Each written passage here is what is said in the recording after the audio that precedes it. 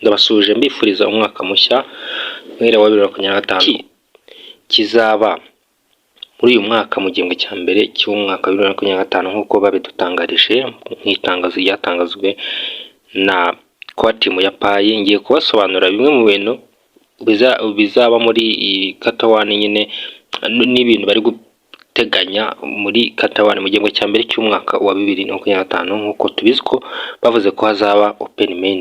Payi network rero yamaze gutangaza ko muri mu gihembwe cya mbere cy'umwaka wa 2025 hazaba icyitwa open mainnet. Iyi rero ni phase navuga ko ni stage aho rero open mainnet izaba igiye gutangira muri ecosystem.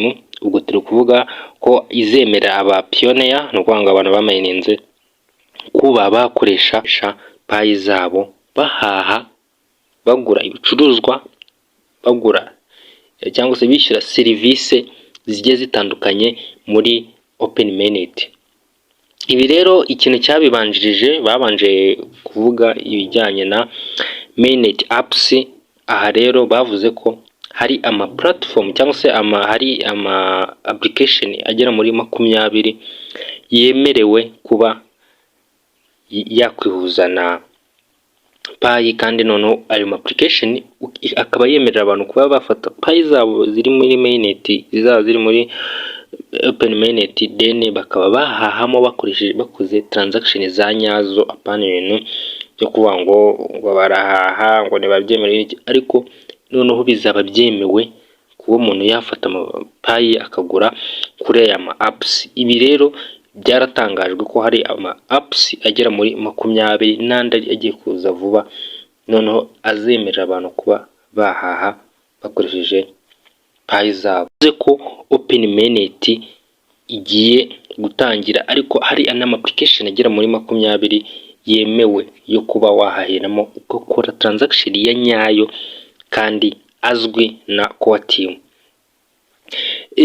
Ikintu cya kabiri ni cyitwa KYC and mainnet migration. Iki kintu ndagira ngo tukitonde kuko ni ikintu batangaje itariki ya nyuma, kandi iyo tariki ya nyuma iri muri uko kwa mbere.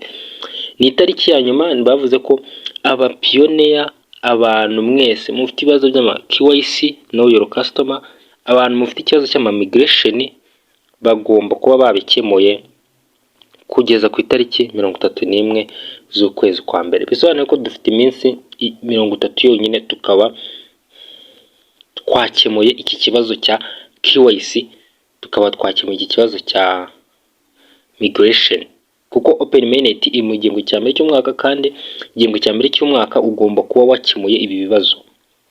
Iyi process rero, ubu buryo ni ingenzi cyane mu rwego rwo kurinda Payi zawe. Ibyo wavunikiye byose ugomba kubirinda, kuko iyi ngiyi ni step ikwemera yuko ibyo wavunikiye, ibyo wamayininze ubisecuringa, ubiha umutekano, bigatuma ubasha nawe kuba wajya mu bantu bazaba bari muri open mainnet. Murabizi ko miliyoni 18 z'abapioneer ejo ndi mu kwa 12 kuri mwaka ushize batangaje ko miliyoni 18 z'abapioneer bakoze KYC.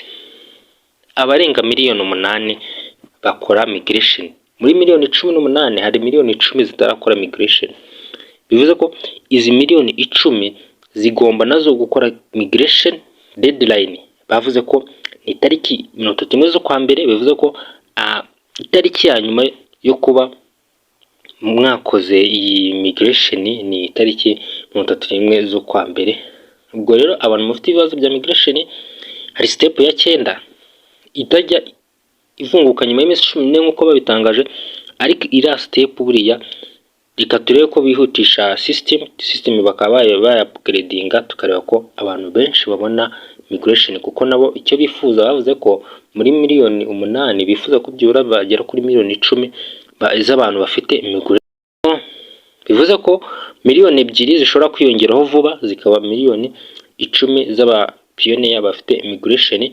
Ikindi kintu rero tugomba kumenya, abantu muri tentative nabo sinareka kubavugaho, kuko tentative kuyibamo ushobora kuyibamo ufite KYC, ushobora kuyibamo utarabona KYC, ushobora kuyibamo ufite migration. Bivuze ko tentative yatacinga ahantu hose, ikora ahantu hose, yaba kuri migration, yaba kuba waruje ibintu bisabwa warakoze na transfer uyavana muri available balance uyajyana muri wallet, igihe utujuje ibisabwa, igihe utamininga buri munsi kandi warakoze ibintu bisabwa byose, igihe muri profile yawe ugize ikintu weditingamo nk'amazina cyangwa se ukaba wahita uhindura nimero, ibintu nk'ibyo akenshi wisanga wageze muri tentative. Hari abantu bibaza ngo uko nabonye migration ariko nkaba ndi muri tentative. Nyine hari ibyo system ya verifying isanga ntibihuye n'ibyo wari ufite, cyangwa se system iri kubona uri inactive ikabona ko utari serious, ikavuga ati reka tube tumukwise tentative.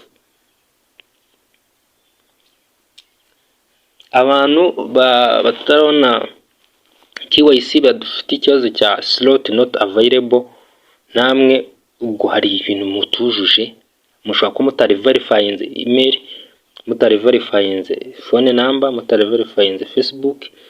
Ibi ni ibintu bitatu by'ingenzi ugomba gukora mbere yuko ushobora ku applyinga KYC. Ikindi ugomba no kubanza ugacekinga ko zira minute checklist, ira step zose 9 izambere wagiye uzikora z'ingenzi,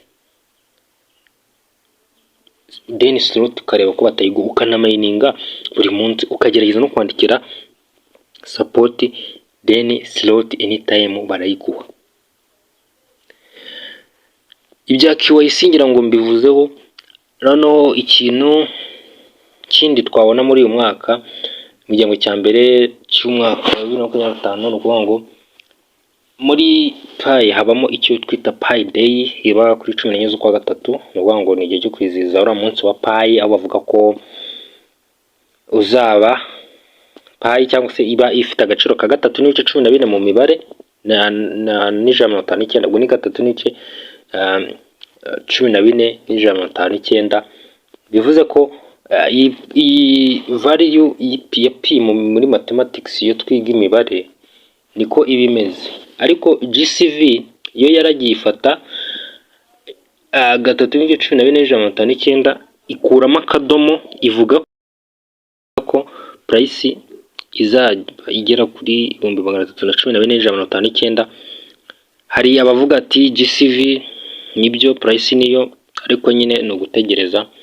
Bivuze ko nyine nguko kwa muri kata 1 mbasone iby'ingenzi mugomba kumenya ko kuri 3 kwa mbere ibintu by'amakiyosi n'amigration agomba kuba babirangije. Ubwo rero mugerageze mwandikire kwa team niyo muzuko ibyo musabwa byose mwabyujuje, ubundi dutegereze ibyo Pi kwa team yanonsinga ku ma platform yabo. Muzamureba ko yari announcement ziri kubera kuri official website zabo cyangwa se official platforms za Pi network. Ubwo rero nshimira buri umwe wese kandi Imana ibarinde mukomeze mubwe neza.